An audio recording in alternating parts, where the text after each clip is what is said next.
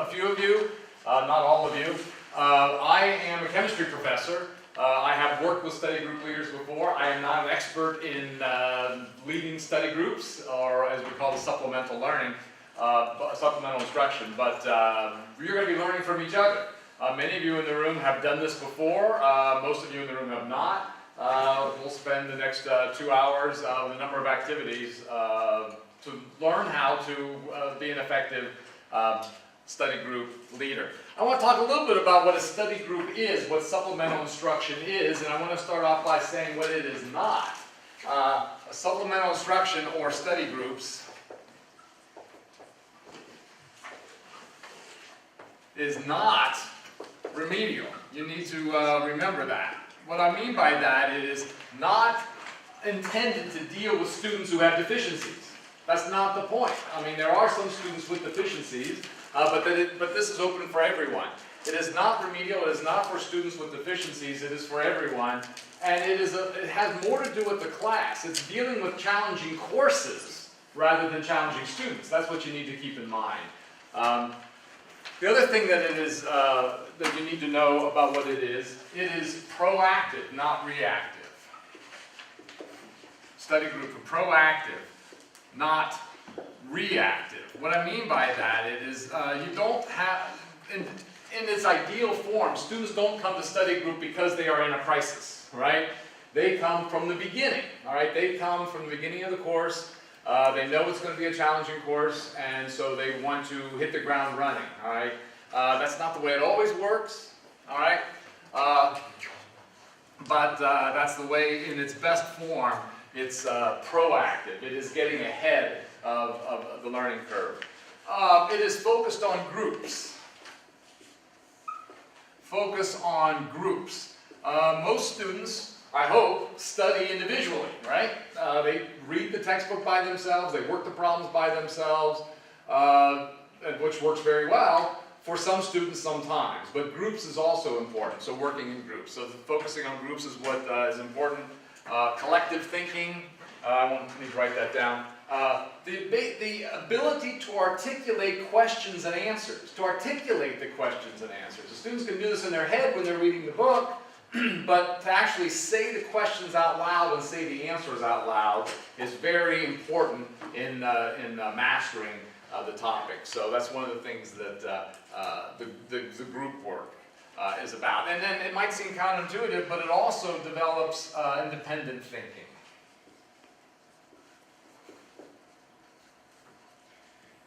Develops independent thinking.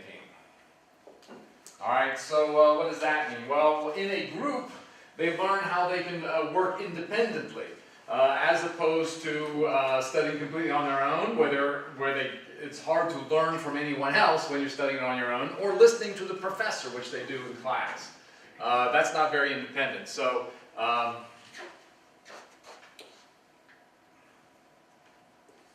don't spell well.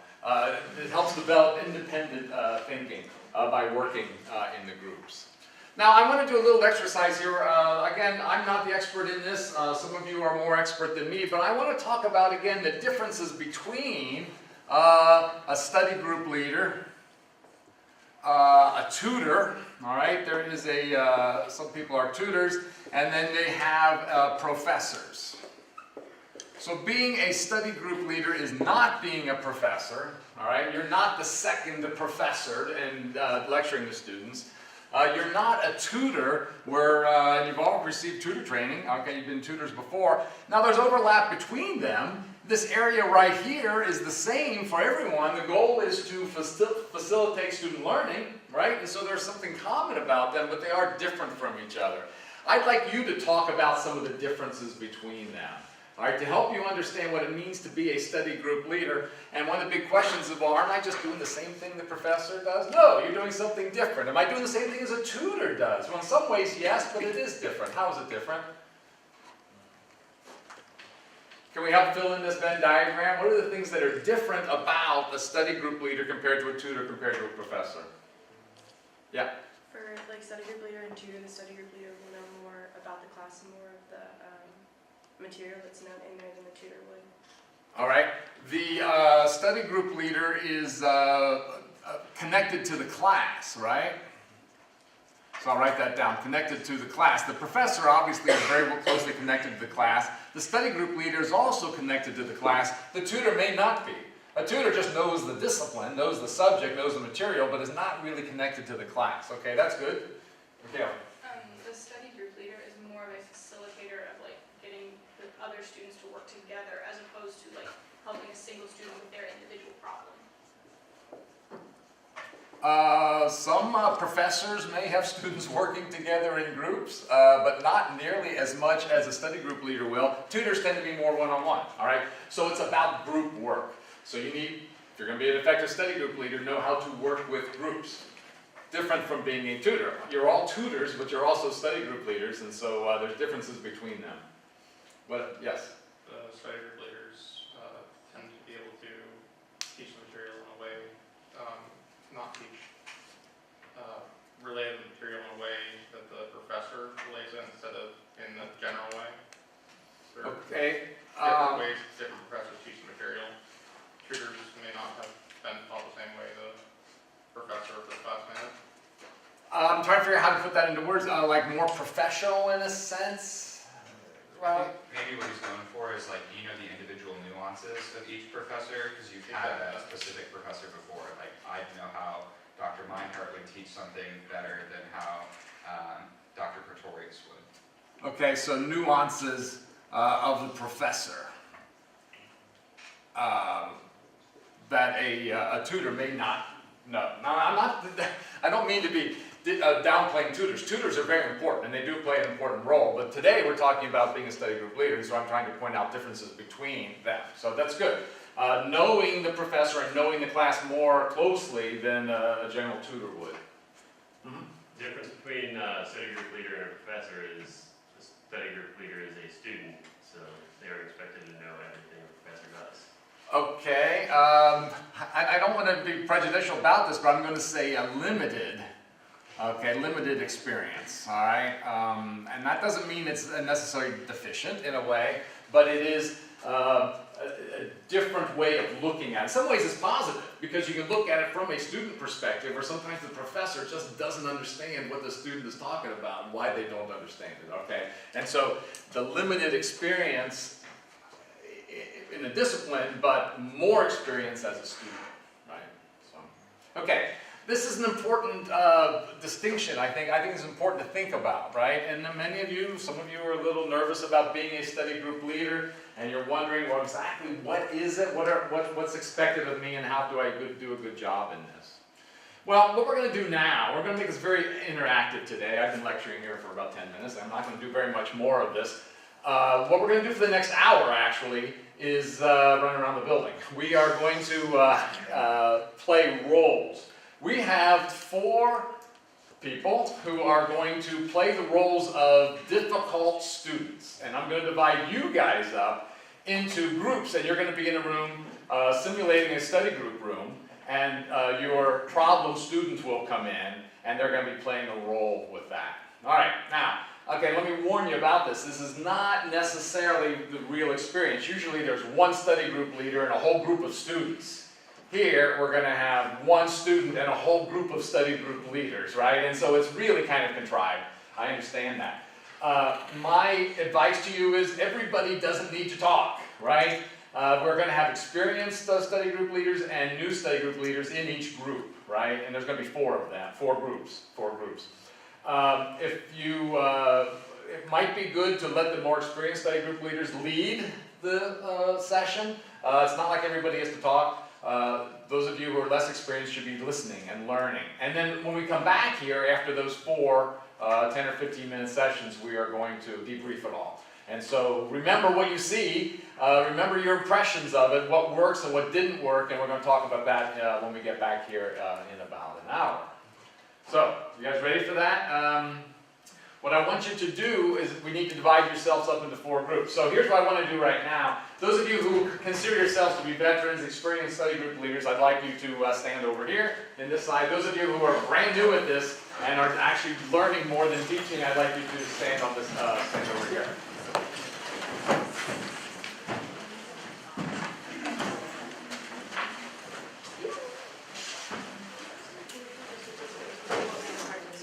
Yeah, I wish you participated. Yeah, I would like you to. Okay, so these are the novices, and these are the veterans over there. You need to count off 1, 2, 3, 4, 1, 2, 3, 4, 1, 2, 3, 4. And so you're going to be in group number 1 or 2 or 3 or 4. I guess you want to count off 1, 2, 3, and 4, 1, 2, 3, 4. So start over there. Study group. Oh, 3. 1, 2. 2, 3, 4, 1, 2, 3, 4.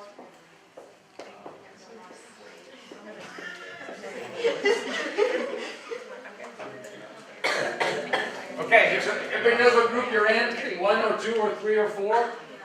You know what group you're in? 1 or 2 or 3 or 4? All of you in group number 1, go to room 131, which is right down here, a little seminar room. Don't leave yet. In group number 2, we're going to go to room 133, which is also right down the hall here. Group number 3 is going to go to room 201, which is up the right top of the steps right behind Tinker, right behind the dinosaur, right? And then group number 4 are going to be right here in this room. You know, those of you who have your stuff in the very first row here, I'd like you to move it, take it with you possibly, because we're going to be using the first row here. The rest of you can either leave your stuff or take your stuff with you. All right, go to that room and you will stay in that room until I come and get you. You're going to stay in that room until I come and get you. All right? Thank you so much. I'll see you back here in a while. Bring your stuff with you if you think you might want to take some notes or something. That's not necessary. No, it's not.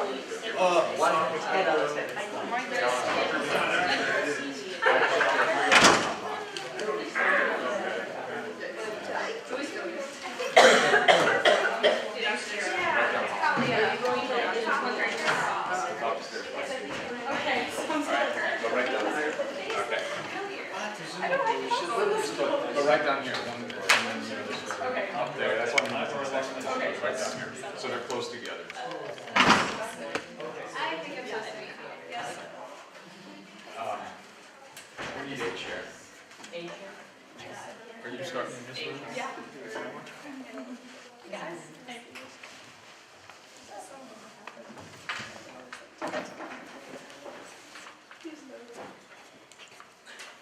Okay. You get a chair. You can just sit here. It's not too uncomfortable. Okay. All right. I'll just let you go ahead and start. Imagine that she is a brand new student. First time she's come to a study group session, and you guys are a study group leader. So let us go. You got about 10 minutes. I've never done this before, so. So, I need help with my math class, but my professor just very clearly can't stand me. He is constantly just giving me the worst grades. It doesn't matter what I do. I raise my hand, and he just doesn't call on me, and then it's just so annoying, and I just feel like he hates me, and I don't think there's anything I can do, so. Have you visited his office hours? No, because he's just so mean, and I just feel like it's just not gonna help, and I just don't feel like I can talk to him, and I don't want to because he's just never been nice to me, and he's nice to all the other students, and I'm sure like when you were in his class, he was super nice to you because you're so smart and everything, and it's just not cool. I can't handle this. Well, how are you basing this meaningness? Like, is it based on because of your grades, or? I guess, yeah. I mean, my grades aren't good, so I mean, he's just giving me these bad grades, and I don't know why. It's just not fair. Well, maybe you should see on the syllabus, and maybe there's something that actually it's something that maybe you're not doing and he would like you to do, and maybe maybe there's like some problem with the communication between you two guys, and it's not maybe a problem with the professor. But anyway, do you have like maybe some material or something that maybe we could see and see, for example, why there's such a problem with maybe your grades?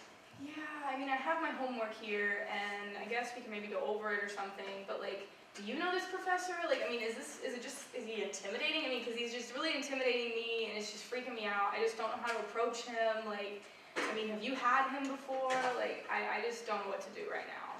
Maybe you should also talk with the other other of your peers and see if actually, that's the actual case and he's just the mean guy, or maybe it's just really a problem with the communication between you two and you're seeing a wrong side, and not the wrong side, but you're seeing one shade and maybe the professor is seeing another one, but you should probably maybe not be too focused on the fact that he's giving you such a hard time, but maybe you should be more proactive about it and see. I know you said you're trying to get attention in class, but maybe if you would actually go into his office, that would be beneficial and better, because you are going to be the only one in the office. If you raise your hand, he's going to see you, right? Yeah, I guess that's probably a good idea. So, anyone else have? If you're intimidated about going to see him, it might be better to just send him an email first and maybe like communicate with him that way, because it's less intimidating. Or if you have a friend in your class, you could maybe see if they want to go to office hours with you, and then that kind of takes some of the stress off just you. Okay. Yeah, I guess that's a good idea. Has anybody else experienced this in your tutoring? Somebody just expressing a sort of a fear or a feeling, what's the word, that you just Kind of like intimidated and just kind of trying to play off their own shortcomings as the professor's fault, and just wanting to blame the professor blaming for the professor? their own lack of studying and lack of effort. So. Has anybody else encountered that? Not directly, but kind of sometimes it would be like prejudice towards like a professor, it's a hard class, and therefore like some students feel not like justified, but kind of, like, oh yeah, like I'm not doing that great, but this professor is so hard that, It becomes their excuse. it kind of becomes, it doesn't, I've never seen someone really like openly complain, but it is sometimes just a little bit like, yeah, like I'm not doing great, but it is what it is, and it shouldn't actually be. Right. I will say, for those of you who might be studying or tutoring math, it's actually very common, just because the math professors, while I love every math professor on this campus, they seem to be a little bit intimidating at first, and there's a lot of stories around campus about how intimidating they are.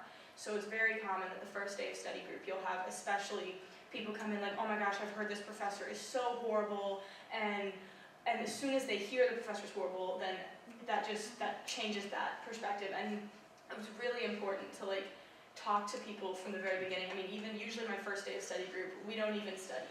I literally just tell them stories about my interactions with the professor that they have, even if some of them are a little embellished. Just tell a story about an interaction I had with the professor, or about how I felt intimidated at first, and then once I talked to them, I found out that they were actually really nice, and this was just kind of a personality quirk. And I know it doesn't happen quite as much with the sciences, just because, I know a lot of those professors are really personable. I know quite a few of them, but the math professors, not that they're not wonderful, but they're just a little bit more closed off from the beginning. So it is really common that people will come in and want to blame all of their issues on the professor not liking them, or the professor just playing against them. And it's kind of important to really make that personal connection, talk about your own interactions with the professor and things like that.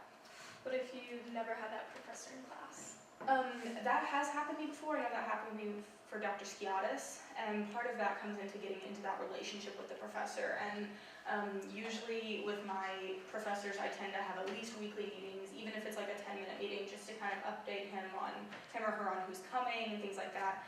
And then, you can say, well, actually, I had a meeting with this professor the other day, and he mentioned that he doesn't feel like people are raising their hand in class, and he'd love to see you guys asking more questions. And he mentioned that his office hours tend to be empty, and he can't wait for students to start coming in. And whenever I talk to him, all he talks about is how he's so excited that you guys are going to get help, and just try to kind of make it more personal, because some of the professors just kind of keep that wall up. And it's kind of our job before studying to really break that wall down and help students get interactive.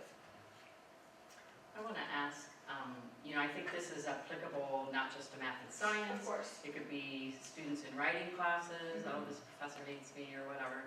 But, the issue of a young person sort of externalizing that blame, it's intrinsic, it's all these other things.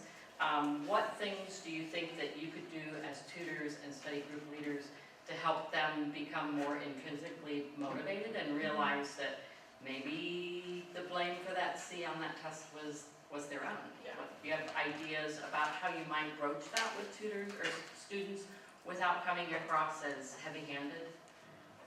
Do you want me to talk or do you want to let them have a Anybody, chance? you can talk and others can weigh in, yeah. So as far as like what I do, it happens quite a bit. And I tend to just kind of, before I mean, I'll talk about the professor a little bit, but then I'll just be like, okay, well, let's look at your most recent work, and I'll look at it, because I don't know you, I have no reason to dislike you, so like, let's just see if I agree with the professor, if I can see where maybe you might have gone wrong, that they're just not seeing exactly what you did.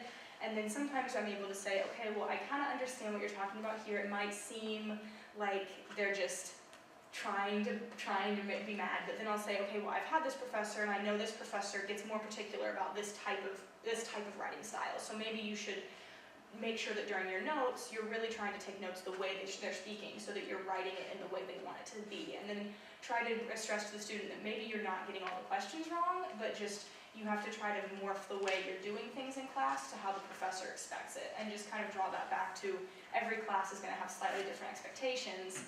So you really want to spend those first few weeks of class getting to know that professor and getting to know what type of style they want their work to be done in. So that they know that, okay, maybe I need to do a little more work, but they also know, okay, I'm not just wrong, I'm not just doing a horrible job. I mean, I just need to kind of put a little more effort in a different style. Any other ideas about that? I know I've had like students come in and like want to look over a test together, and they'll say like, oh well, he wanted this answer, but I interpreted it this way. I'll like remind them, like ask the professor what they mean. Mhm. You don't have to ask them what the answer is, but kind of like have them kind of elaborate on what they're asking you. Yeah. And I suggest to so many students, like if you feel like your grade is wrong, go to the professor, tell them I interpreted the question this way, or the wording confused me. Like, I just want to make sure that I'm understanding so that I can understand your style of questioning, because some professors just write more confusing than others, and you just have to get used to that. And a lot of students will interpret that as, I just did really bad, or the professor doesn't like me, but then they'll go talk to the professor and find out that a lot of students in the class interpret it wrong, and they're going to make sure they do it a little differently next time. So, Time to move probably on. move. Yeah. Yeah. Good job, everybody. Thank you.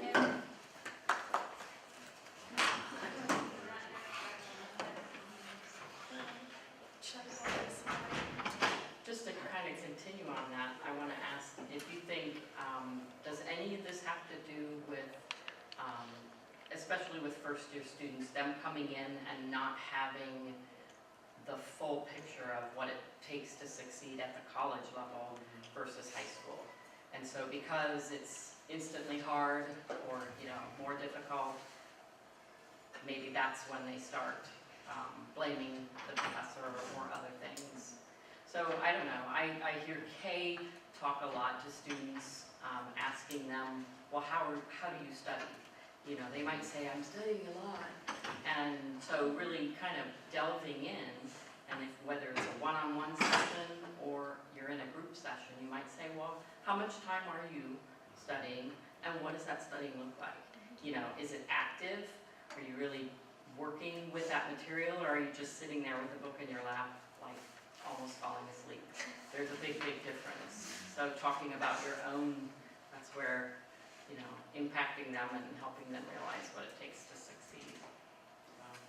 Any other thoughts?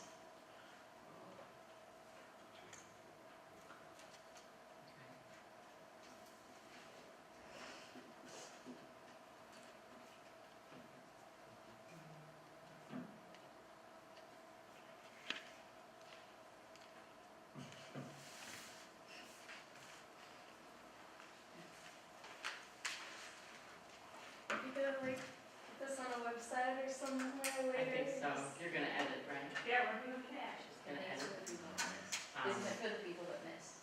It's not gonna, it's just there's about Gonna post my picture. 3 or 4 people that are gonna be studying with you, so. Rather important. All right. Welcome. Yeah, that's for you.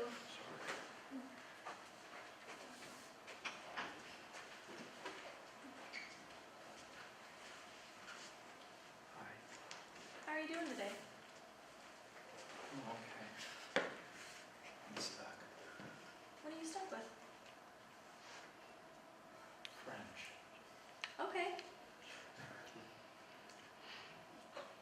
sort of boot verb thing? I don't get it. Can you speak up? Oh, boot verbs? The professor keeps saying something about it. Do you have do you have a book with you with those verbs? Oh, well, here's. I should reset my timer. Okay. Yeah, it's right here. It's chapter 3. So what exactly your professor wants from chapter 3 about these verbs? Do you have to memorize them? You have to quiz about them? Yeah. She keeps referencing boot verbs. I don't understand. Okay, well, boot verbs can be really tricky, so why don't we like look at them together? We can come up with some, maybe look at your notes from class. Do you have any notes with you? Yeah. Do you understand your notes from class? We keep writing the conjugations. And she says boot verbs. And I don't understand. Have you asked any questions in class or talked to your professor yet, trying to understand what she's trying to say by boot verbs? Or No. has anyone else in your class maybe asked about it? Maybe you should bring one of your friends and like maybe try to study them together. Like have maybe some of your friends actually do know what these blue verbs are.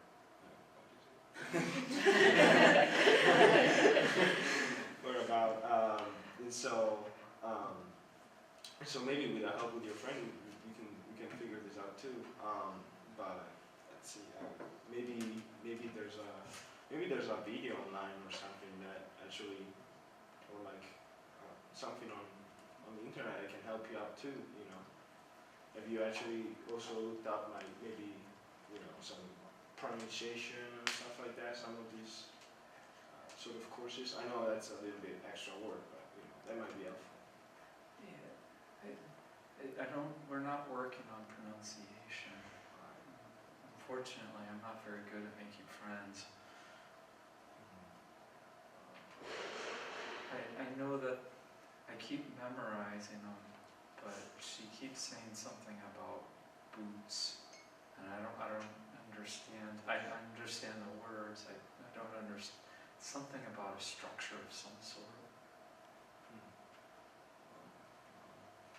Are these verbs like very different from like other verbs, or like what's the difference between these verbs and like other verbs you learn?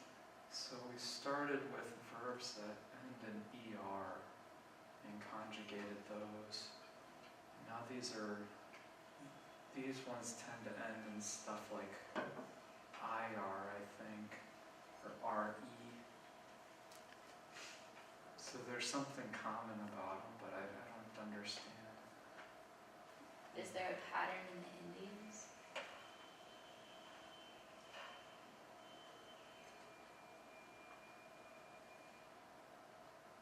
Yeah. What is that pattern? It looks like about 3 or 4 of them use the same ending. And like if you were to draw something around those verbs that have the same ending, what does the shape make? It looks kind of like a big L. I think like the professor is using that L to shape as a boot to better help you memorize how to conjugate the verbs. So it's more of like a concept, not really. Oh, okay. Yeah, maybe. I'll have to check that. I also have physics homework. Oh man, no, good luck with that then.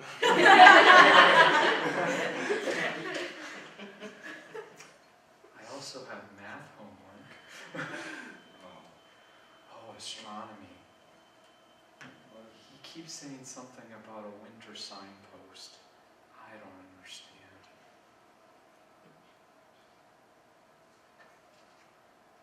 Have you thought to use any external resources? Like, I mean, Google is my best friend. If a teacher says something that you don't understand and maybe it's a little intimidating to go and talk to them at first, you can always turn to your friend the internet, see if that'll push you in the right direction.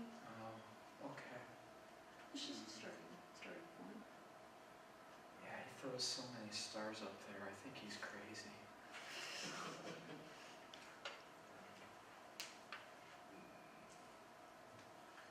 Math homework? Is there a specific part of math homework that you're having trouble with, or just getting started with it? Yeah.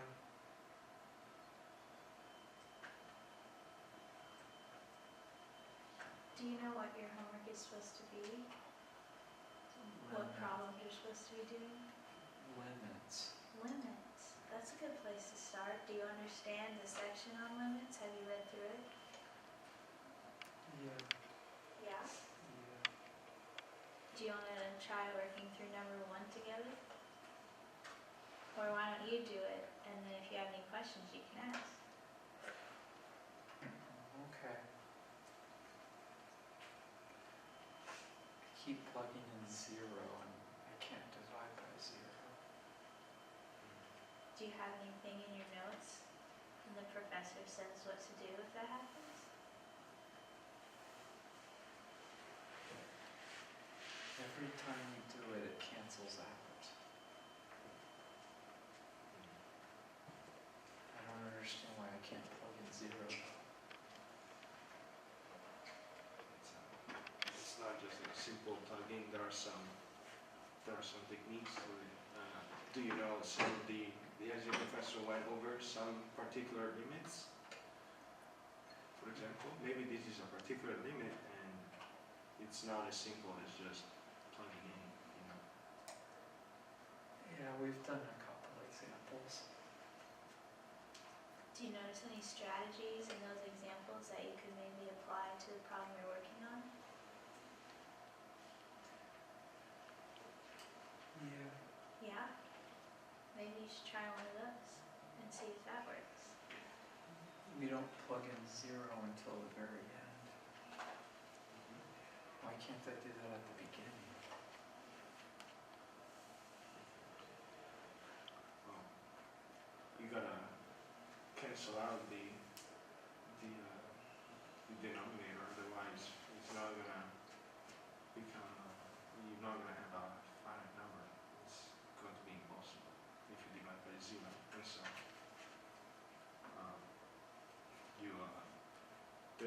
there are some ways that you actually maybe you are seeing the limit in a way, but if you restructure it in a different way, then you're gonna see that that's the reason why you cannot really just plug it in the 0 first. Okay. So I gotta do the work first and then plug in 0. Be nice if I could just not do that. Less work's always better, right? Less work is always good, but it's not maybe always better. Okay. If you keep working hard at it, then you'll be able to do it faster, and then it'll be just like doing less work. But you gotta start somewhere. Okay.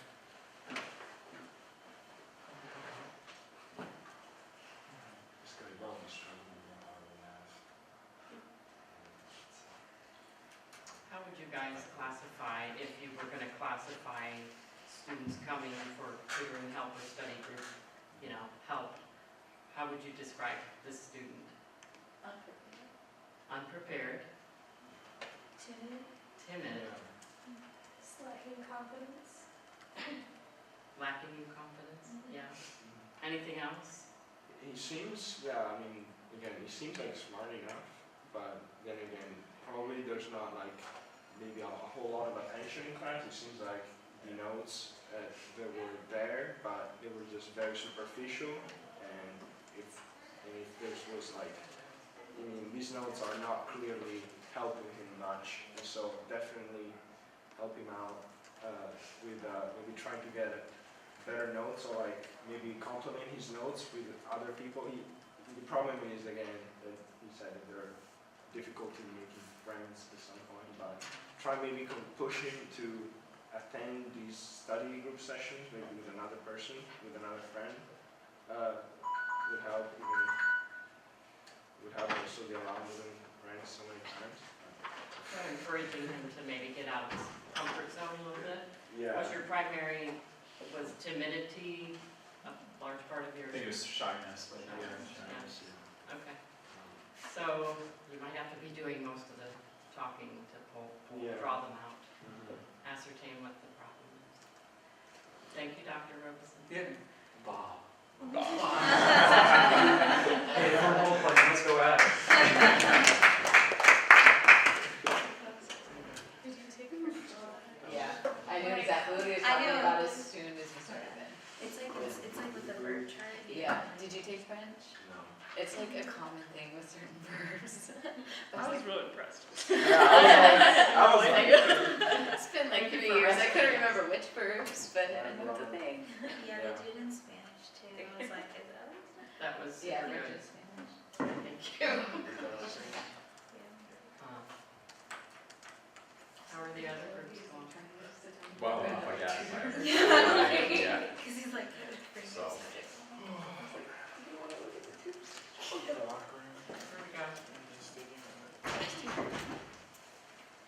Oh boy, I get to sit on like the chair alone in the front. It's great.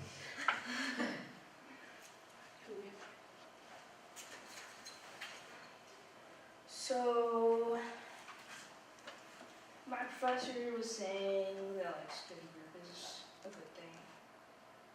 And so I was like, okay, I guess I should go to study group.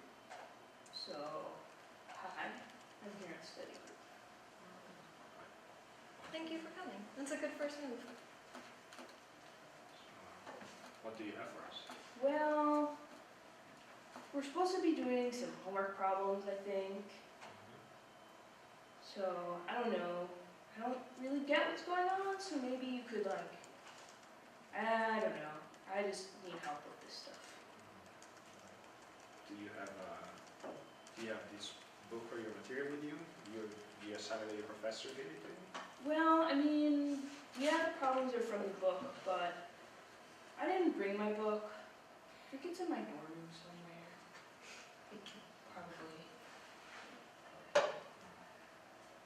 We can't really work on the specific problems if you don't have the book with you, but we could maybe go over some example problems. Do you have any notes with you that we could maybe look through?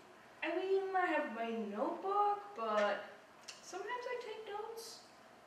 But sometimes the professor just goes really fast and then I get lost. And then I stop taking notes. So, I mean, there's some stuff in my notebook, but when I go back to look at it, it doesn't make any sense. Have you ever tried sharing some of your notes with your friends? I hadn't, but you know, I maybe should do that. Because I think they actually write things down more than I do in class. I know what I do if I have a professor that talks really quickly, I like to record them, because then I can always go back and listen to it, and I can rewrite it and listen to things over and over if there's a concept that maybe you don't understand. Sometimes it's a kind of a pain to do, because you have to use your phone and all that stuff, but sometimes it can be really helpful to people if you do have a professor like that. That is a good idea. Another thing you could try is when the professor starts going kind of fast and you start to lose them, you might just raise your hand and ask them to maybe slow down or maybe go back and like try to ask them if they could elaborate more on what they're talking about.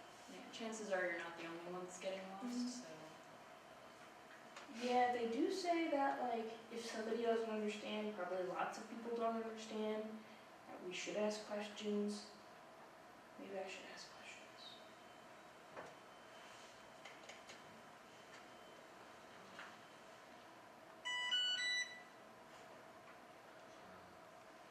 So do you have any concerns with the problems that you're working on, the homework problems, or is it just like overall don't know where to begin? Is there a specific concern, something you're struggling with? Well, I mean, I guess sometimes I just don't follow them really well, so I I'm not sure that I know where to go when I'm like looking at the problem, because some of it's familiar because they said it in class, I think, but then I go to look at my notes and then there's nothing, so I just kind of, I'm like, okay. I don't really have any resource then. I'm sure there are plenty of resources available.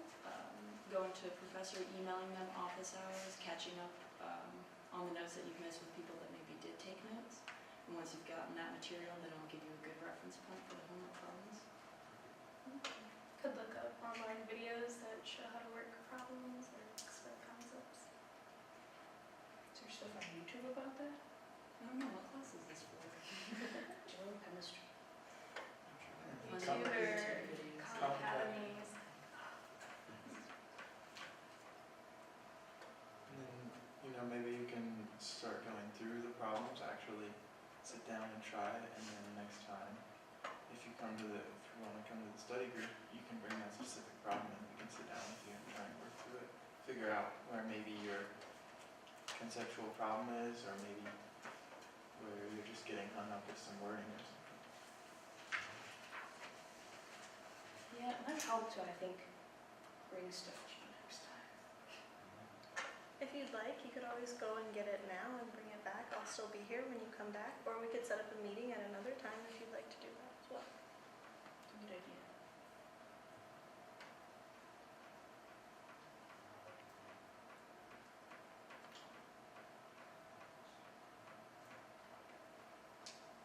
So I guess the way I've been sort of doing this is, do you guys know who I am? No. Type of student. Yeah, like sort of, not like what person I am, but like Poorly phrased, what role I was playing, perhaps. It's kind of like the student comes that wants you to kind of just do everything for them, maybe. Like, they're just kind of like, yeah, I don't get it, and that's all they were really prepared to like do, is tell you that they don't get it. And they don't bring anything, they just want you to have, like, say like, okay, all you gotta do is this, and there you go. They're probably expecting a second lecture from you, but you're probably not gonna have enough time to give a whole lecture about the argument, especially maybe they're expecting they don't have the book, so maybe they expect you to have material or something, which it can be the case sometimes, but other times, I mean, it might not be, and so definitely it's someone that relies maybe too much on the study group. Like, study group leader is not a person that makes miracles, So if you don't have good enough notes, you gotta get a system to get better notes, to implement them, either put stuff from the book, share with classmates, get the recordings, and finish your notes. And because, I mean, the study group leader does not have the notes from the class. He hasn't been in the class. So might have the same professor. I really appreciated that you guys suggested a lot of strategies for what the student could be doing better, instead of just sort of playing into their unpreparedness and their sort of lack of knowledge and motivation. You said, well, how could you prepare yourself better in the future? And I think that's a really good thing. And you weren't just like, well, let's do the problem for you. So I appreciated that. I mean, I'm sure you'll probably have students who haven't cracked the book, haven't, done much with their notes, and it's always good to see that, suggesting really good study habits. So, I don't know if it's been 10 minutes, probably not, but, I didn't even set my time this time. But, I really like it when study group leaders ask questions of the students and push them, because the students usually have more knowledge in their brain than they profess to. And the more you make them do the work, the more it's going to stick with them. The more you make them do and say and elaborate, the better it is for them. So,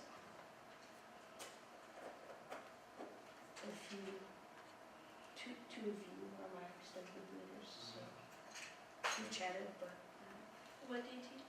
chemistry. General chemistry. So do you have any questions for me?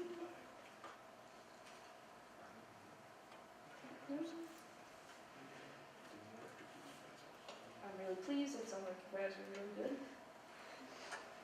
You have another really good batch of study group leaders and stuff, so awesome. I'm glad to see that that's going. Cool. Just move it along. Thank you, Dr. Nielsen. You're welcome. Thank you. Library. I'm looking at your website. On Theodis's book section. Cal. Oh, these. I'll just be Are that them? semester. Okay. Well, she'll be coming in. I have 2 math. Oh, she's teachers. coming in. I think she's the last one. So. Oh, yes, exactly. It's It's easy probably- to do. Yeah, They're right there. Yeah. All right. And you're a math major, and you're senior. This weekend? I'm So, our next faculty person is the brand new biology professor, Dr. Natalia Combs. So I sort of want her to be herself for a moment or two and just kind of introduce herself before she gets into it. I know, I really don't know, I just wanna see it. I'm gonna, I have very interesting. Okay, I'm sitting lead for her. Okay, account. pre-calc. I was gonna say business. Yeah, I'm pretty bad. So I'm just. I just reviewed her. I have a meeting. I think this I did not think Christian. Yeah, no, that's- Like you need to know. Cause she's like, sure they're called. yeah, that's what I. Like, as long as you review it.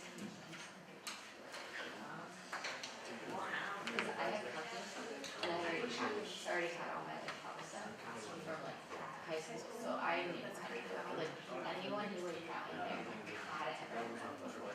So she wants to hold. It's just her teaching style is just. You do your homework, and if you do your homework, you're fine, but a lot of people won't do their homework, especially in pre-calc. Like no different way. Because it's kind of it's I don't know, that's really bad. they have some people maybe are already like I'm leading conversations. Yeah, it's just like, Thank she you. doesn't. But I don't think those I know, ones it's are just good. like, My like is just what he has to do is to prove that. specific.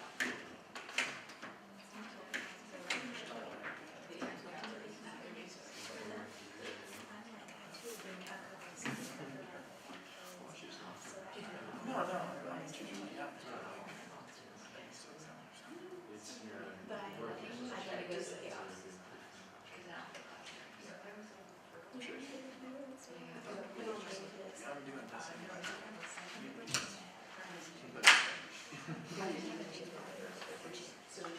But I don't know if these, I don't know if this year and stuff. Like, I would have to read them. Especially since I was ready to start doing laws. because I was going to semester in South and then another 5. Did you factor that in? Expanding, common denominator, you still have to take Well, you yeah, oh, for sure. You know, and I was I'm doing cell this semester there, so that's what I'm saying, so I won't have to do anything. I got an A minus for deep. Like I'm saying, I won't I've have never to done do just regular course. I had it. Okay. So It's not hard, it's just, I don't like it. Yeah, I've If I had tea, I was never had cats. I've only had cats. he's also very big. I've only ever had cats. I've had all 4. Yeah. All 5. Is she, what's her main, is she physics? No, she's. Oh, computer science. I want to study biophysics. And I can see what she's doing. Jalen, I had him work out with me. Do you have anywhere, like I At first I wanted to go.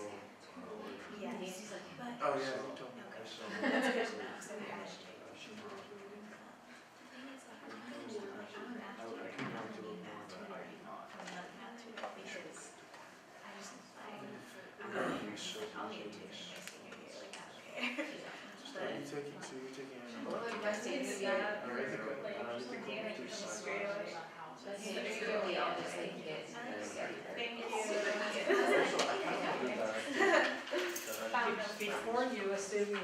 persona, Yes. I'd like to introduce you. This is Dr. Natalia Huff.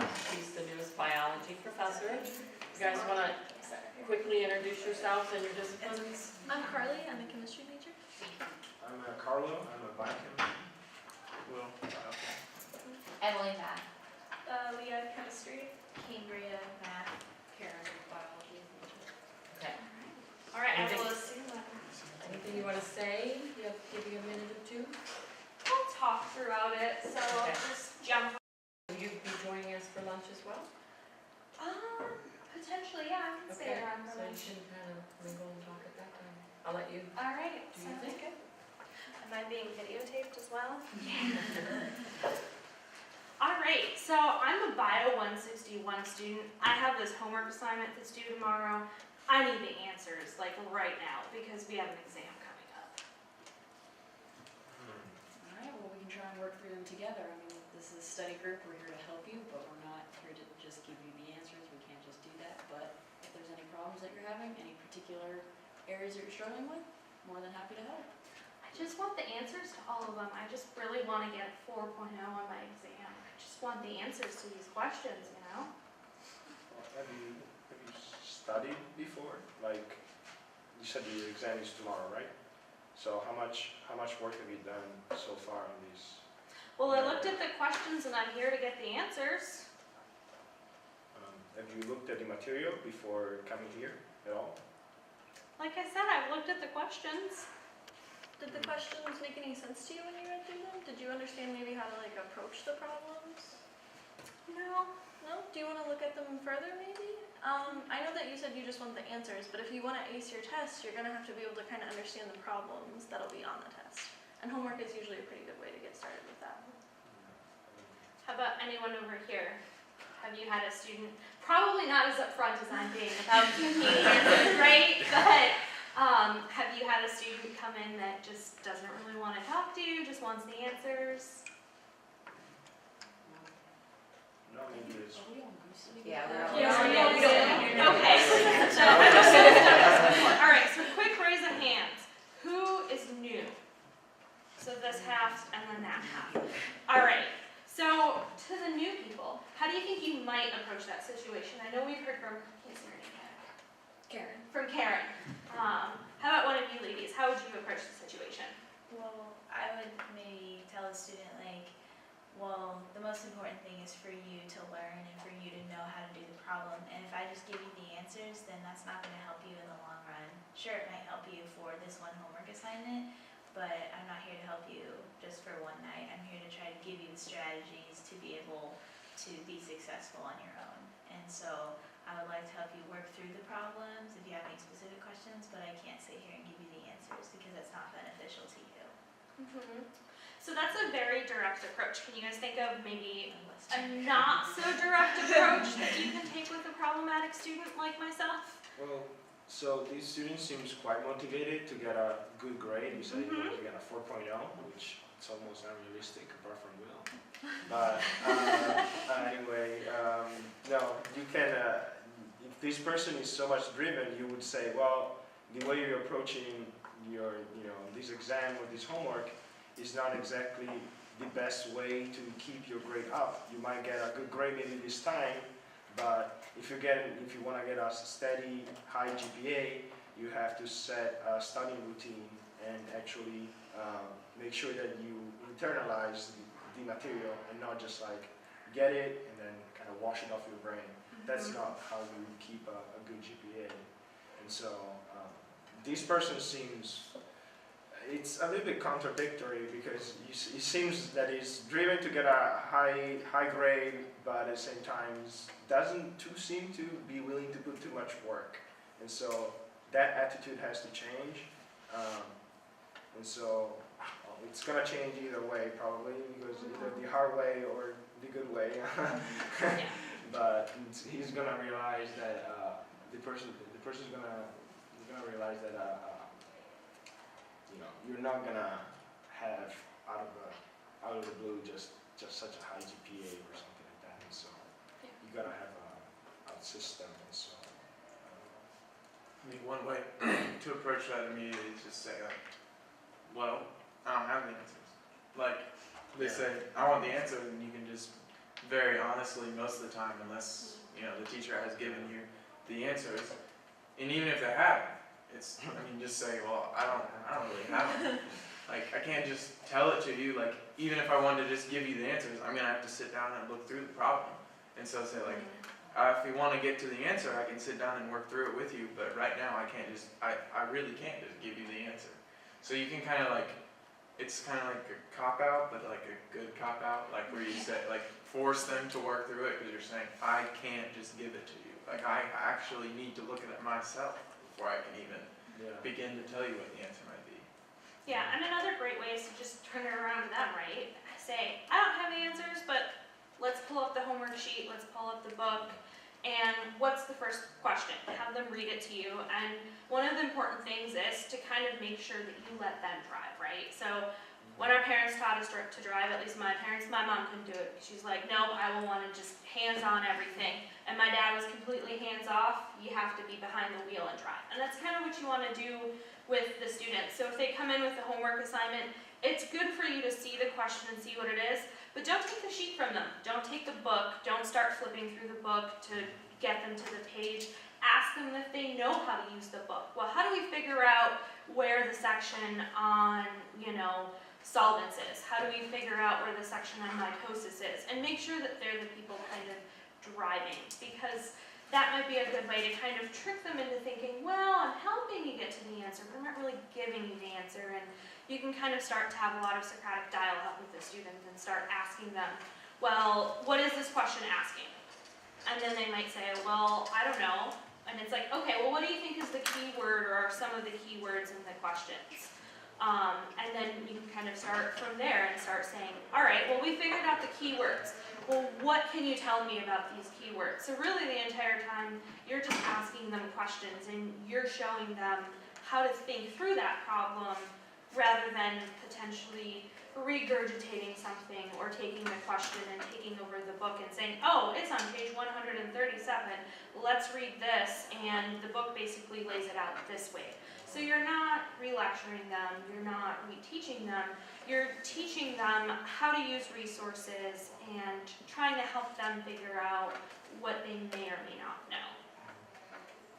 So for those of you who have done this before, do you have any other students that have been super problematic, and how may have you dealt with those students? I guess it can be frustrating sometimes if you have students that you think you're like helping through it, and like you think they're like with you, and they're like, okay, now let's go at it with you on this one, and then like you kind of take the lead on this one, and then they just still have zero idea, and like you just gotta, like you can't just like give up on them, you just gotta keep like trying to help them step through it, and let them, like you said, kind of start slowly like get them to take over control. And I mean, eventually, like over time, like they will understand. Sometimes it just takes longer for some students. Like we're all tutors because like we're good at what we're teaching. And so sometimes it might be frustrating. Like I explained it like in a pretty simple way that I think that anybody should understand. Well, that's from your frame of reference. You need to understand that they might just take a little bit longer and a couple more problems than you might, or that another student in the study group that's maybe a little, understands that process a little better. I'm afraid we're out of time. We will continue this exact discussion here in just a few minutes. Take a little break here. We've done all 4 scenarios. We'll come back and talk about it a little bit. Thank you so much. Thank you, Dr. Hunt.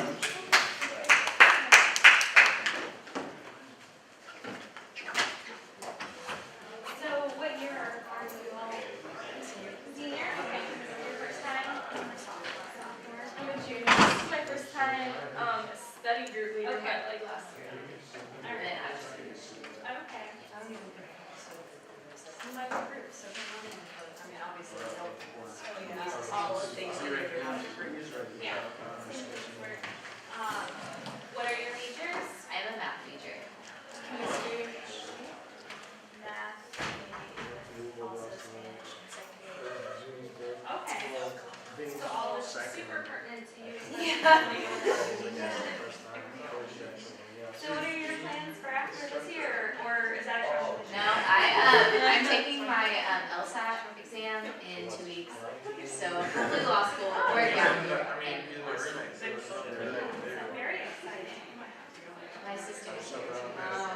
Don't mean to. The way you're prepared to meet, she's like.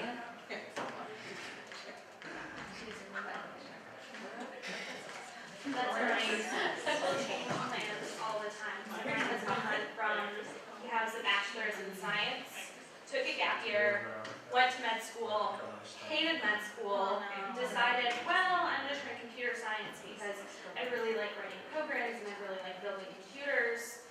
Did that for a year and was like, you know what, this is my hobby and I love doing this. If I do this as a job, I can't. And then now he's in pharmacy school. So, it's alright, people change all the time, it's okay, so you don't have a perfect plan for you.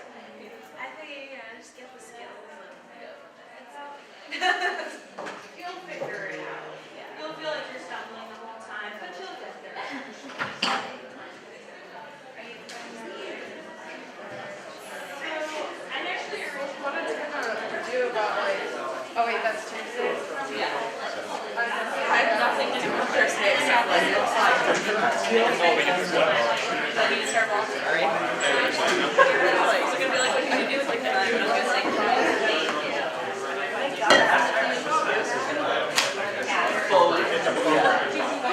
And then the question is, that's somebody who's actually.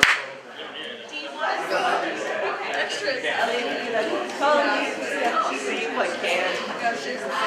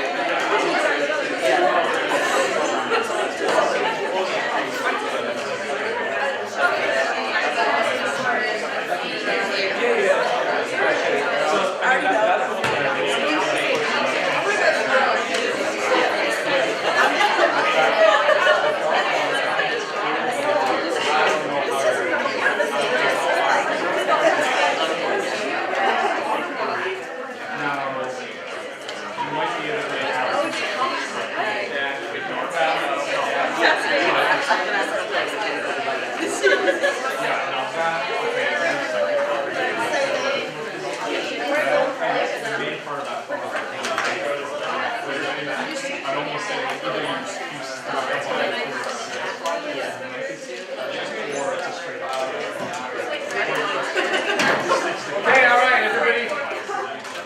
Livened up? How about those simulations? We're going to spend a few minutes talking about them now. But I just handed out a sheet that has some discussion questions. That's going to be the second half of this morning session. There's some discussion questions there. Read over those while you're also listening to me, right? Do two things at once. And add some more, especially some of you new students, new tutors. I want you, or new study group leaders, I mean. What are you worried about? What questions do you have? What do you want to make sure about this morning before we leave? But we'll get to that a little bit later. What I'd like to do right now is talk about what's happened for the past 45 minutes. I told you this is not about difficult students, this is not about remedial, but then I throw a bunch of scenarios at you with difficult students. Well, part of that is to make you feel a little bit uncomfortable, to make you start thinking about what this experience might be like. Now, it's not the experience that you're going to have once you start leading study groups. Because again, you will be by yourself with hopefully a group of students. But all of these students do exist in our population, and you will see some of that. Let's talk about the first one. Let's talk about Dr. Robison's one, which was the shy student. What was your impression of that? Who wants to talk about that? And Greg, you can weigh in here too. Talk about the experience from your perspective. Needs a fidget spinner. Needs a what? Needs a fidget spinner. Yeah, it's going to need a fidget spinner, right? Maybe I didn't do a good job. Any suggestions on how to help that kind of a student, how to deal with a student who will hardly even say two words together? Yeah. I thought he did a really good job. The student was really smart, but quiet and didn't have a whole lot of self-confidence, it didn't seem like. So I feel like just talking with him, making him feel comfortable with you, and then working through the problem. I feel like breaking down the barrier of not wanting to talk is a really important part. So I've had some quiet students in the past that are typically like more shy, and just one thing to kind of keep in mind is if you have a lot of students in the study group, You know, some of them are like very needy people that are always just like going and trying to get your attention and trying to get you to answer their questions. So it's important to try and see a student like Bob, who's not saying anything and sitting in the corner, because everyone else will happily jump over Bob to try and get your attention. So I'm sure you've addressed everything in the room. I heard you mention how, because he looked really nervous, he can also schedule one-on-ones with the tutor to get past that social awkwardness he was feeling. So you hear that, schedule one-on-ones, maybe the group setting is not the best place for that person to get the best help. And so there's other ways of doing that, one-on-one. One thing that I did notice, and I really want you to pay attention to this, is just greet the students when they come in. You need to know their names. The room I was in, I didn't notice anybody ask the student's name. Maybe they did in some of the other groups or some of the other times. I think that helps as well. You need to have a trusting relationship. Like, they know that you are there to help them. All right, so that's another thing to consider, is get to know the person a little bit. At least know their name, maybe where they're from, what class they're even talking about, things like that. Anything else about the shy student? Okay, how about the student who just wants to know the answer? All right, our biology professor here, who just wanted, but she just, you know, just want the exams tomorrow, just want to know the answer. That is probably a more common scenario even than the shy student. What do you do about that? What questions, what comments do you have? You keep like turning it around back on them, saying if it's a homework that they're working on, like, well, can you read me the question? What do you think about that? You keep forcing them to answer it. And like when she came in, I said that even if like the study group or like the learning center tutors, that they wouldn't be doing the work for you, but they'd be helping you through the work. So like that the campus resources won't just do it for you. So that's not how that's gonna work. So keep turning it back to them. One of the skills that you really need to learn this is asking questions, all right? Asking questions back, redirecting the questions, all right? You don't want to seem evasive, you don't want to seem belligerent, but still you want to find a way to ask the question back, to put it on the student, right? Anything else about that? I know one thing that like I use in math, since I mean, usually if a student comes with a question, there's 6 other questions that are exactly the same style. So then if they just want to know the answer, I'll just kind of, in a way, refuse to do the one they ask for and just do another one that's similar. And then instead of me telling them how to do it, I'll say, okay, you've seen me do this one, talk me through the steps I did and how you might have to add different steps for that other one. And then I'll just kind of not talk until they at least write something down. And then, and then you kind of work with them. But you just have to kind of, sometimes just wait and just do one, but then just honestly just sit there and say, I need you to put some work in and then we'll talk about it. But, you kind of have to be a little, stern sometimes with just kind of making them do a little bit of the work. Dr. Hudson, do you want to talk a little bit about what from your perspective, you're playing the role? So from my perspective, I feel like I was probably a little bit more obnoxious than the average student would be. I feel like most students, yes, they try to get the answers from you, but they're probably not as persistent as I was. But I think the hardest part for students who come in that just want the answers is they probably don't know how to study, especially if they're a first or second year student.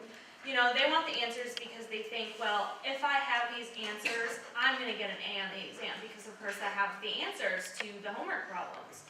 And so a lot of times it's helping the students realize that, no, it's more important about how do you get to the answers and that critical thinking process, and really helping them to realize, how do you do that? How do I use the resources I have to maybe learn what the answer is?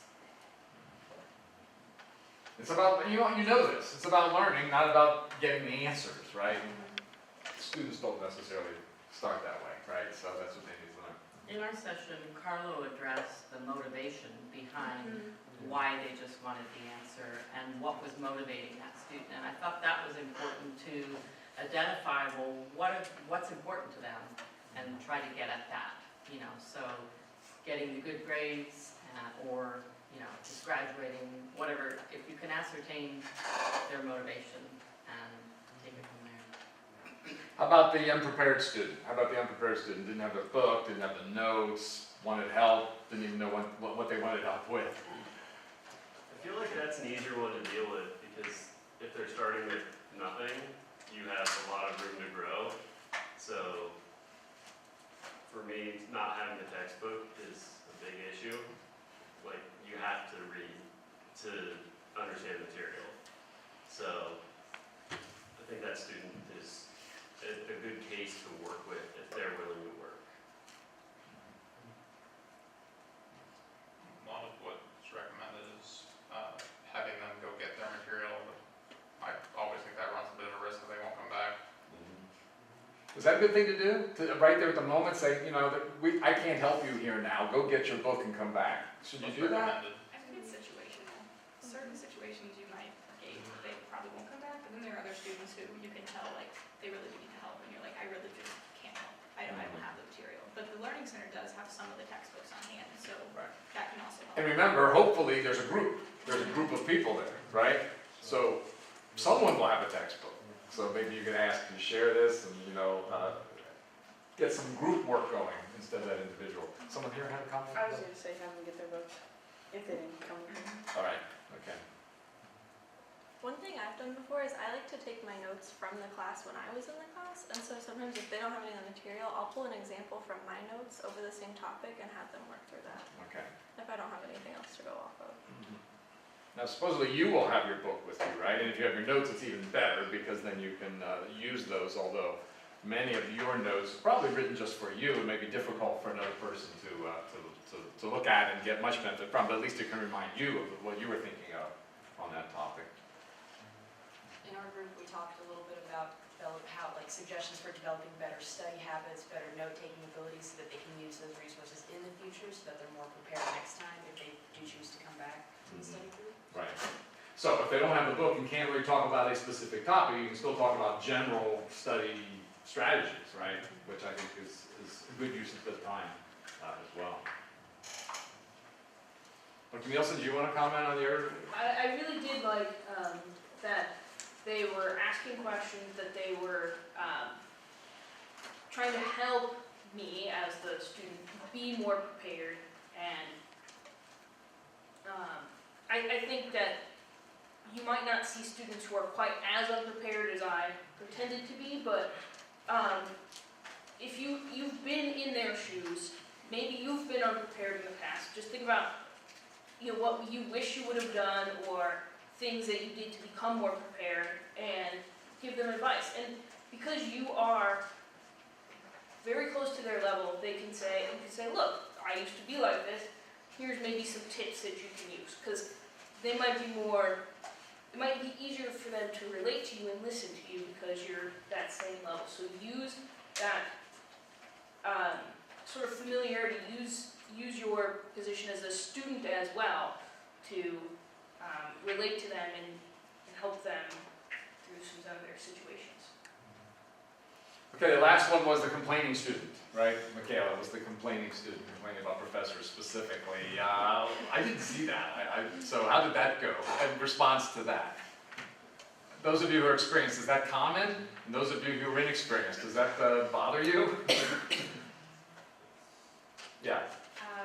I will say as a math tutor, because no one really likes math, that it's a very common situation, and they tend to say like, I've gotten a bad grade, the professor just hates me, the professor never makes any sense, and that sort of thing. And it's a hard situation to navigate because you want to put the professor in a good light, but then you also get, oh, you only like them because they like you, or because you did well in their class. So it's like a good light mixed with sympathy. Like, I remember being in your shoes, and yes, that is a confusing class, but they're doing it a certain way because they know that it works, or that's how they feel to best explain it, and then like offer other resources or ways to look at the problem.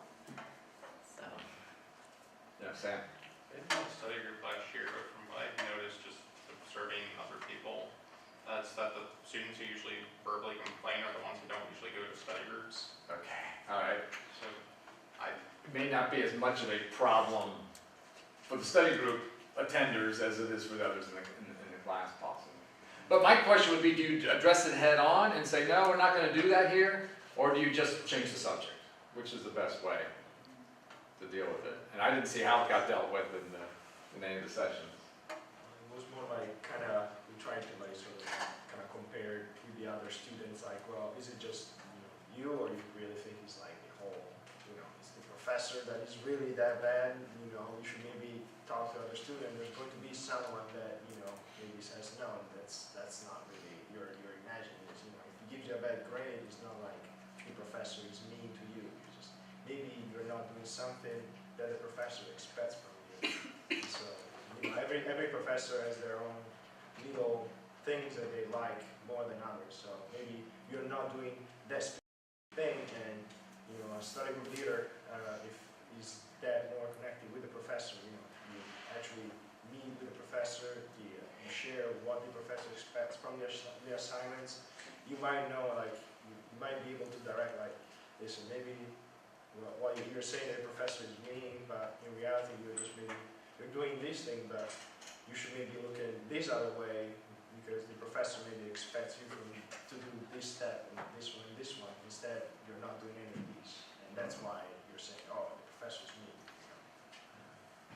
So redirect it and have them think about that. I mean, you can't change their attitude, but you can get them to confront their attitude and think about it, and hopefully change their attitude. I like that every group talked about kind of like humanizing the professor and giving examples of like how maybe they felt the same way at first, or they had friends that felt the same way at first, but just like convincing students that, I mean, it's just a skill to learn, that you have to like kind of learn how to deal with people that you might not click with right away, and just kind of how to approach that professor, and maybe offering to help the student approach the professor, or go and introduce the student. And like, I know a lot of different groups came up with different ideas for how to bridge that gap between professor and student, because like, to me, that's one of our biggest jobs as a study group leader, to just get the students interacting with professors, even if it might seem intimidating at first, because that's really the best way to get a good grade in the class, if you know the professor and know their expectations.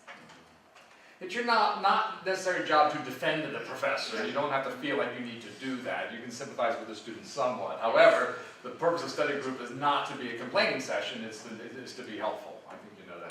In one of the sessions, it was mentioned how in the first study group that you have, to spend the first 15 minutes or so just having the students get to know the professor about your experience. And then the next 45, of course, the actual study group. But just setting the tone for what the class will be like. Right. So I encourage you all to, encourage your students to give the professors a chance, and I think you know that, and so you'll do a good job with that, but be prepared for that. Anything else? I mean, we need to move on to other stuff. We've got just a little more than a half hour left. Any other questions about those simulations or about the role playing that you feel like needs to be said? Hopefully you enjoyed that. Hopefully you felt a little bit uncomfortable, but maybe a little better prepared now to deal with certain students. Well, I want to move on, again, as I'm talking, be reading over this, because this is what we're going to be doing in just a few minutes. So read these questions and be thinking about those, and fill in 10, 11, and 12, questions that you would like to have discussed here. But I want to talk about how to do a good job, okay? How to do well as a study group leader. Well, I can think of 3 pieces of advice. The first thing you're going to do is to simply learn by doing. Any 4-H members in here? Anybody in 4-H? Anybody grew up in 4-H? Really? Oh, so few of you. One of the mottos.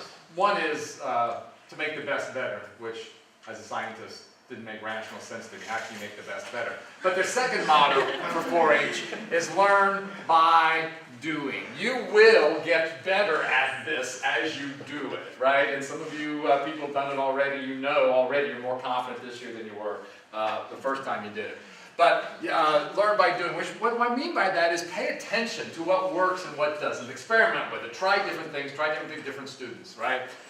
The second thing is study the literature.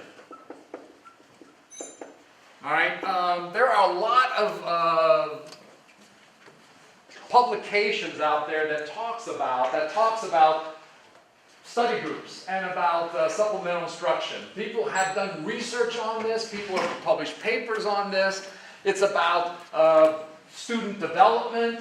Any of you in education at all? I don't know if any of you are, but you learn about student development. It's about the hierarchy of needs. It's about psychology. It's about styles of learning. And there's a lot that you can read, right? And one of the things you should read is this book, right?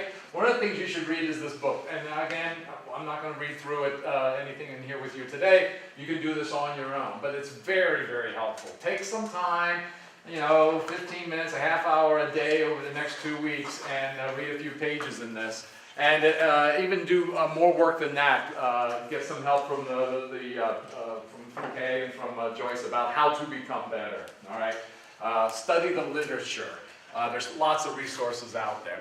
It's interesting research. I mean, it doesn't always work. It's social science research. It's not chemistry. Chemistry, you do it, it works. And if it works once, it's probably going to work again. Social science, you can't control the variables. You can't control the students, so it doesn't always work. It's a whole different kind of thing. But that doesn't mean that there is no good information out there. All right. Secondly, the last thing I want to do is talk to your peers. All right. Look around the room. You know these people. You like these people. And these people, some of them are pretty good at this, right? And so use those kinds of resources, right? Learn from each other about how to do it. Okay. The other thing I want to say to get you started on this is that you need to be proactive. You need to set the agenda. And I really recommend this. I've never been in a study group. I've never been a study group leader. But I do think it's important that when you go into that study group session, you know what's going to happen in that session. You don't just show up and wait for the students to bring you problems. You should already know what the topic is that you're going to be talking about that day. Maybe not the specific topic. Maybe there's 3 or 4 of them. But you should have notes ready. You should say, okay, if people come in and don't really have anything to talk about, this is what we are going to talk about, right? We're going to study the gas laws, or we're going to be talking about chapter 3 in the biology text, or limits in math, or whatever it is. And don't wait for the students to set the agenda. However, you do wait for the students to do the speaking, right? You set the agenda, but you let the students do the talking, right? That would be the ideal way to do it. It doesn't always work that way, but that's my advice to you. Is to be prepared, have expectations about what you hope to accomplish during that study group session. All right? Issues on that, do you respond to what I've said? Is that, especially some of you veteran leaders, do you have advice about that, about how to be prepared for a particular evening's study group session? Okay. Yes, go ahead. I know I did sort of like an impromptu study group for a stats class during this past spring term, and the professor asked me to set it up before one of their exams, and so I brought in my old quizzes from the class, so that way if they didn't have questions, we could just work through my old quizzes to make sure they understood it. So that seemed helpful. So if you've got some old quizzes, some old notes, I mean, again, you need to, it's okay to have some silence. Right? I think you've heard that already. You can wait for the students to respond because sometimes they are slow. But you also should be prepared that you don't just say, okay, I guess we're done because you don't have anything to talk about. You should have something to talk about if they don't. Okay. One thing that I've had to do, especially in math, since it's been a while since I've taken Calc 1, is just go back and look at that section a few days before the study group, because if I forget that section, it's my responsibility to go to the professor and at least kind of get an understanding, just a review of it, because if I don't, then I won't have any help to get the students. So that's really helpful to just kind of look ahead. Work with the professors and know what's going on in the class and what the students are working on at that time. All right, let's go to this sheet. Everybody take this sheet out. I numbered them, but I didn't put them in any sort of priority order or sequential order or chronological order. And again, I circulated this list ahead of time to the veterans, so I hope you've at least thought about these and maybe you've taken some notes. Which of these do I talk about? I'm not going to lead I'm going to facilitate the discussion, but I'm not going to lead the discussion. Which of those really strike you, either the more experienced or less experienced, as something that really needs to be addressed here this morning? The, Yeah, go ahead, Lex. The first one, the how to encourage students to attend. How do you get students to come to your session? One thing to do is just show up to the first couple classes.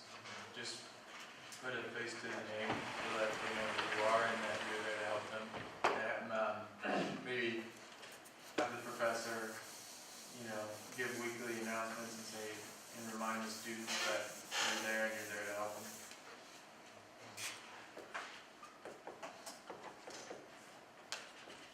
So the first thing is professor's help. Okay, get the professor to really encourage it, and then you should come to the first couple of classes and be seen. Make sure they know that you exist and where and when the study group is happening. Yeah. Dr. Hall facilitated this, but I think it's also a good idea. As the organic study group leader, he put my hours in his syllabus. So like talk to your professor and possibly get your hours put in the syllabus, because that way they always have that resource to go back to, because a lot of times they have a paper copy and it's online. So that's really helpful. I'll be sending the rest of those out today, so I'll be getting that copied on that email. The open house? This is study groups. Open One house. thing I like to do is I go to lab every week, and I think it's important in the first few weeks to really like talk to the students like on a personal level, so that way they're like comfortable coming to you and they don't think you're some kind of like intimidating like kid genius who just showed up to the class and aced it or something. That you also struggled in the class. Is attendance a problem? Depends on the class, depends on the number of things. Is it getting better or worse? Anybody been a study group leader for 2 years? Is it better or worse now than it was when you first started? Well, I had a better experience this past year, but I don't completely know if that was because I was going from Gen Chem to organic, but a lot more people showed up from organic. Okay.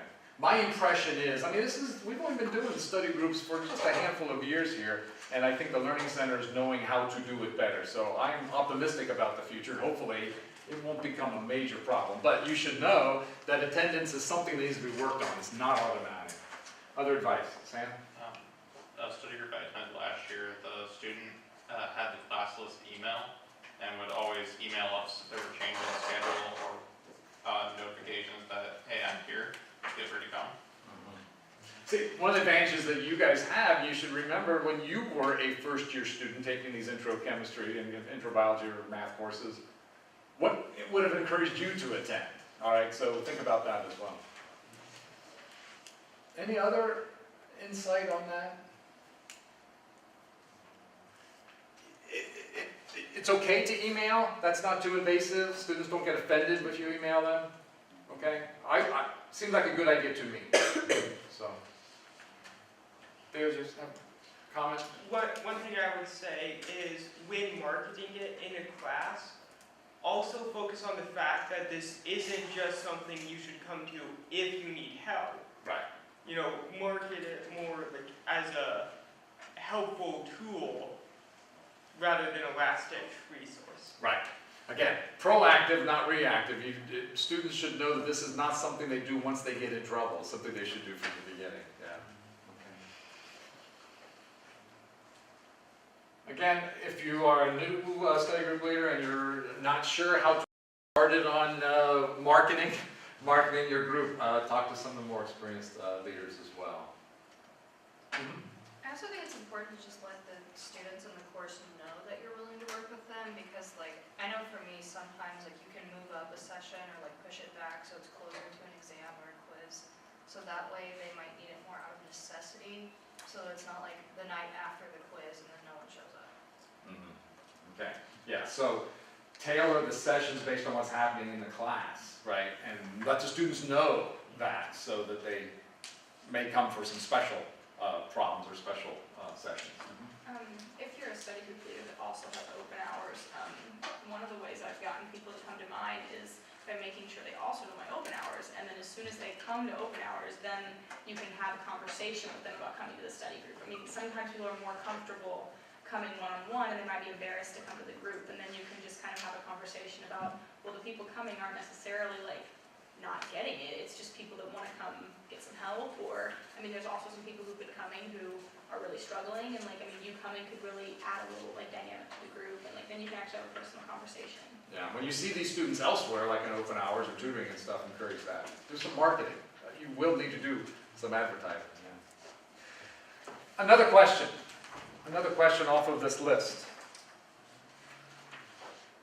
Yeah.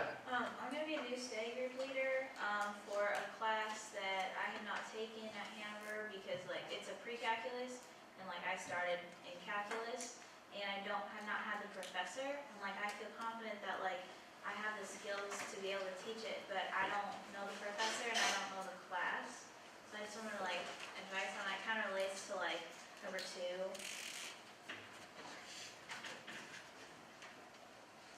I don't know if that's like an extraneous case or situation.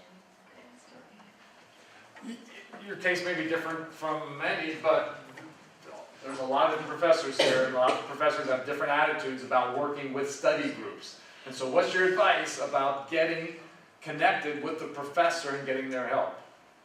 I know one of the main things I've done is I schedule a meeting every week at the same time with the professor, so that way I know like, oh, well, if we need it, and then like, it'll come to it on Monday, he's like, oh, there's nothing we need to really work on right now, then we'll cancel, but just having that set meeting of, okay, we're gonna come in and talk, and that way you also get that connection, you see them every week, and you're seeing them, that kind of thing. You just get that, you can talk about the class, you can talk about what you're struggling in your session or anything like that. Well, the first thing to know is all the professors have agreed to have study group leaders and actually recommended study group leaders, and so none of the professors are anti-study group. The other side, you should know, professors are very busy, right? And working with you as their study group leader is probably not their highest priority, all right? And so there's a balance between you taking the initiative. In fact, I would say that you should take the initiative. You won't be offending the professor. They have already agreed to have you, right? And so you don't have to push yourself on them that hard. However, you may need to take the initiative to be making the contact. So weekly meeting would be great. And again, if it turns out there's not a whole lot to talk about, you can cancel it. But I hope all professors will agree to that. Yeah. So I was actually in that exact same situation last year because I didn't take pre-calculus here. It's like, I think it just was offered for the first time last year. And the good news about teaching a class, or being the study group leader of a class like that, is that the material is the same. It's just learning from the professor in which way they'll be presenting the material. So like the professor I worked with did everything on Moodle, so everything was online instead of like homework sheets or textbooks and that sort of thing. So she was very much interested in incorporating everything into an online world, and she did like little short math videos for all of her students to do and that sort of thing. So it's less about, oh, I've never taken this class, and learning how the professor is teaching the class. Right. So the material, there's no problem with you being able to deal with the material, I don't think, in most cases. It's more about helping the students have a good experience with the professor because of your connection with the professor and understanding how the professor is doing things, what their research sources are, and how they use Moodle, things like that. Any other advice or bad stories about dealing with professors? I just wanted to also comment on like having a class, like tutoring class that you took at a different location. Whenever I tutored calculus for the first time, I took calculus in high school. And one thing I did is like when I first meeting with my professor, I was just like, I know this material, but I want to make sure that I'm using the exact same methods as you, because there's multiple methods to do the same work. So one thing he would do is, if I ever had a question, he would just send me a picture of his like notes from that day and how he went through his examples, so that like I could see how he wanted me to show it. Because I mean, I might know 3 or 4 different methods to solve a problem, but I would want to make sure I was showing it in his method. So I mean, that was really helpful for me. Anything else about working with professors? We apologize. Yeah. Dr. Hunt. Sit in on one of our classes, especially if you've never had them. So then when I have a class, then I don't know, I don't want to like hit a wall and not like be able to, because I want to be there, but I also have my responsibilities as a student to be in my class. So. Most of you will be attending the class, or at least should be attending the class. It doesn't necessarily mean every class, but at least once a week or so, go to the class, make sure you know what's going on. Maybe That's there's rules something about to this. agree with your professor about. Yeah. So, but, you know, maybe not. There may be times, Not all study situations. group leaders have the ability to. Okay. It's pretty hard to schedule. But I think what we did was schedule for lab availability in most cases. Right. So that's possible, but that's something to definitely, you know, discuss with your professor. Okay. What else is on this list that really needs to be talked about, Sam? Jeff, what can we do about a student who seems to dominate the entire study group? Does this happen? Are there students in there who, even though there's a group of people, they want all the attention? What do you do? I think that was one of the examples you used last year for the activity. Okay. Remind me, Sam. I think two students come in, one thinks he knows everything, another is timid. Mm-hmm. Student who knows everything doesn't actually know everything, but is dominating the conversation anyway. Is there a good advice about dealing with a dominant student? Do you think you can handle that? Yeah. Well, sometimes like during my study groups, I have them do like work on the board, and if it's like the same student going up, I try and get the marker in someone else's hand. Kind of like saying, well, let's have someone else maybe work through the problem, see if they can teach it to you. Be direct, right? Take the marker away from them. Or actually say, let's let someone else answer this question for now. You know, the same thing happens with professors. Professors run into the same problems. And I think it works pretty well to be direct. Katie? I know one of the things I did, so they would have review questions, and I would go through and I'd have them answer, but I would go around the room and be like, all right, you answer this one.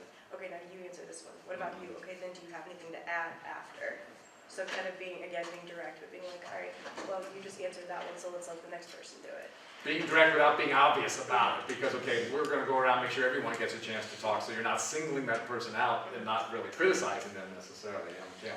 Another thing, and I know this is a suggestion that they make a lot, is that like at the beginning, you can have everyone write down a few questions and then you control what order you answer the questions. So like, you can make sure that even if that person writes down 10 and one other person only writes down 2, you still are going to make sure and get to those 2 questions and not only answer the 10 questions that the one person asked.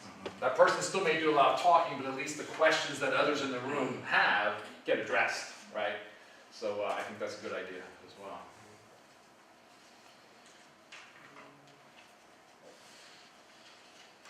How about number 6? What's your worst experience as a study group leader? Are there horror stories? I mean, what's the worst thing that happens? I'm trying to reassure the new students, the new leaders, that there's not a lot of bad things to worry about. There's no real bad.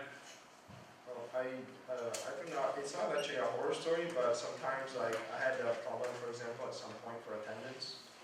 For example, you see at some point it was like a big exam, and what happened, and then like I would advertise a lot, and still like maybe 2 people would show up. And you would expect your professor too that they would, but then they would not. And it's not really a horror story, but you're like why nobody is here, or like it's the day before the exam, I did this on purpose here, I'm here for 2 hours, I'm getting paid, I'm cool with it, but still, So no one's here. And this might be, from what I've heard, the worst experience. It's just frustration and feeling unappreciated because the students are not responding, the faculty member is not really being very cooperative, and it can be discouraging. So that might be the worst of the job, is the discouragement of it's not going as you wish. Please don't get discouraged. Keep working at it. Keep working at it. Yeah. I'd say probably for me at least the worst thing, and it's not that bad, but would be just the waves of attendance and how like usually I have a study 5 or 6 people at each group, and then it's the day before the test and you've got 25 people who show up who just want you to like do questions from the study guide. Maybe I've already done all of like the easier ones from the study guide with these other people who've been coming consistently, but then I have to go back and do like help them through the easier ones, and then the people who've been consistently coming don't get the help on some of the harder questions. So then you kind of have to figure out a way to try to encourage students like to realize that I can't teach you the whole semester in one class, in 1 hour session, and then also just dealing with kind of the frustration from the student of like they expect you to want to like do extra hours during the test week, and you have to kind of be stern with them and just say, okay, I've been here twice a week all semester, and now you want a 3-hour session the day before the test. And I mean, just being willing to like stand up for yourself a little bit and not be too nice, because I mean, the tutors, we want to help people, like, so you want to, I mean, accommodate people as much as you can, and sometimes it's hard to like say no and just actually set boundaries for yourself. Kind of going off of that, I had one, and it was just I would have the study session the night before, but then the night before the homework was due, I would get like an email being like, hey, can we meet up? And it's like 9:45, and I'm like, I did it the first time, and I was like, yeah, and then they would ask me again, and finally I had to say, well, I'm sorry, I can't meet with you right now, but reminder, my study sessions are this, and this time, and if you ever let me know on an earlier hour, I might be able to help. So it's kind of like that last minute person was part of my own story. And hopefully that's a message for everyone. Protect your time. I mean, you do get paid, right? And so it's good, but you have other things to do. And you do have a schedule available for students to come. And so you don't need to be available all the time for everyone, right? And so don't get caught into that trap as well. Carla? I was gonna say, one of the more frustrating things for me has been like, if I admit to a student that I don't understand something, they don't ever come back. It's like they automatically assume like, oh, well, I'm just gonna go to the professor for help now because she doesn't know anything or something. That's another question on there is what to do if you don't know the answer to something. We'll get to that in a minute. Riley, do you have something? Yeah, I was going to say, I just tutored, I was the study group leader for nutrition over spring term, and that was a really interesting experience for me because I was also in the class at the time. So we had a lot of large projects, and a lot of people wouldn't come to my study group, and they would just email me at the most random times asking for a one-on-one appointment for me to proofread papers. And the papers most students were writing were anywhere from like 15 to 25, 30 pages long, and I would have like 3 emails from different students all wanting all that time, and yet everyone was just avoiding my study group. And I tried to be as like accepting as I could be at the beginning, but then I realized that I was like the furthest behind on the paper because I was working with everyone else, and I was pulling the really late hours. So I just had to eventually be like, if you have a paper, you can come to my study group and we can work on it there. When I have multiple people sitting there and I can make the same, critiques to everybody, because everyone had the exact same thing to work on. That's a real point of emphasis, as I just said. There is a specified time for the study group. Yes, you are obligated, you need to do that. You don't need to do anything extra, be as welcoming as you can, as helpful as you can, but protect your time. I'm going to go to Carly's point that she just raised about what to do if you don't know. That's on the list here somewhere. Number 7, what if a student asks questions and you don't know the answers? What do? You admit you don't know. You admit you don't know. You don't make something up and tell them the wrong answer. All right, that would be like the worst thing to do. But what about the idea if you admit you don't know, do you lose all credibility? Students don't come back? That's the point, like you show them, well, this is how I would look for it, and this would like help find the answer with them, I guess. So you're like showing them like, yeah, I don't know everything, but like I know how, like a good way to find that certain answer, and like where to look in the book, or how to work out a problem. So show that you're credible in that way, that you don't know the answer. Okay, so you work with them to help find the answer, all right? I think it almost increases your credibility. It shows that you're a human, you're a student just like them, and you're not just this like super student that gets the job because they aced everything. So you have to show them some of the ways that you would approach it. I think the way you admit you don't know is important. I mean, if you don't know and don't care, that's a problem.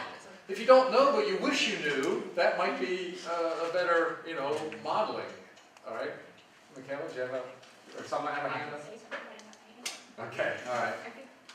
Sam. One of the things that one of my professors in biology did is if a student asked a question that he didn't know, he'd write it down, and then the next class time at the start of the class, he'd come back with an answer he found and mention it to the whole class. So if you don't know something one week and you know you don't have enough time, you can bring it back up the next week. I think that's a really good thing, and maybe go talk to the professor about it, because it may be professor specific, or it might be just a piece of fact that you can look up when you have more time. But yeah. One thing that I usually do, especially if we spend a good amount of time on it and I'm still not figuring it out, is like most of the professors I work with want to know who's coming to the study groups. So sometimes I'll tell the students like, okay, I honestly can't figure it out, we've tried, like I don't want to give you the wrong answer. So it would be great if you would talk to your professor, but I will also send them an email and say, these students were in here working on this problem, we were not able to figure it out. Like, just so that the professor knows that like I was helping them, we were working together, and it just wasn't figured out in study group. So, I mean, I'll do that for them as well, like on the condition that they're also gonna go talk to the professor, raise their hand and talk about it in class and everything. I promised to give Joyce a few minutes to talk about things that actually need to be said, nuts and bolts kinds of things. Do you have anything, any information? I do. Did Okay. anybody else have any other, because that's a big question, I think that's an important one. Any other thoughts about when you don't know and how you admit you don't know? I don't think you apologize. I think Dr. Steiner's right, it's the way in which you approach it. Anyway, okay, well, yes, it's mostly nuts and bolts, there's a few other things, but they've all been touched on, which is great. And what I want to say is, specifically for study group leaders, your experience is what you make it. Kay and I can't make students come to your, study group. We can't, occasionally we'll do some kinds of emailing, but really it's your connection to your classroom of students. It's your connection with your professor. And so we just really do encourage you to work it out with your professor as far as how often you'll be attending class or lab, how often you'll be meeting with that professor. If you don't hear from them, be proactive and go knock on their door. And even trying to set up the same time every week is excellent. If there are those of you that are both study group leaders with the same professor, it'd be great if you could coordinate that and both meet with that professor. We have, if I counted right, 23 study groups going this fall.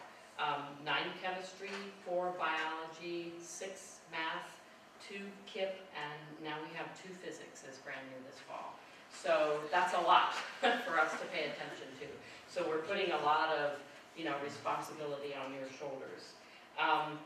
So market yourself. I can provide class lists if you ask me. I'll provide class lists and I'll update them as, into that second week so you're not sending emails to students who have dropped the class. Kay put together a document called Guidelines for Getting the Most from Your Learning Center Experience. And a lot of these pieces about expectations for students apply to study groups as well. So I think I will send that out to you, and if you even want to refer to that, and it's good language just to all be on the same page. I would so agree that one of the key things about being a study group leader is just being open and welcoming. It's sort of a dirty word, but having a good customer service orientation. They walk in and you greet them and you just are pleasant, you ascertain what their needs are. It's also important to keep really good records. So whether you have a notebook and you have them sign in, you could probably ask Michaela or Taylor how they do their record keeping, but you do need to keep track. Definitely need to keep track of who's coming, their names. Of course, if it's a study group, you're going to have your class, but the duration and so on. You also will need to fill out those first 2 boxes on Thor's where you describe the student's concerns and you identify steps taken. So just minimal information. You can provide for the other boxes if you want, but record keeping is key. As far as Thor's, for returning tutors, there is a slight change. Of course, study groups need to use the study group tab. Nobody else uses the study group tab. There is no longer another group tab for those of you that meet with, say, 2 or 3 or 4 students during open hours or perhaps have an appointment. You will report through tutoring by appointment. That will allow you to add more than 1 student now. So that's a bit of a change. Study group leaders, yes, please use study group. Others use the tutoring by appointment. Obviously, if you have more than 1 student coming to open hours, that's automatic. You don't need to do anything about that. One last word. We invest a lot of responsibility in you. We also invest a lot of trust in you. So we trust that you're reporting your hours as they are. Please don't pad. I don't believe anybody does, but 40 minutes is not 50. So we have a limited budget. And you guys, we're so proud of you. You are the largest working force on campus. You've got the best gig on campus, I believe, the tutor job. So we just ask that you keep it clean. So, that's it. I think we're expecting pizza soon. Thank you, everybody. I've got one more wrap-up thing to do. Do it. Two things. First of all, any questions that any of you have that really need to make sure get addressed this morning? What did you come expecting that didn't happen? Any questions need answered?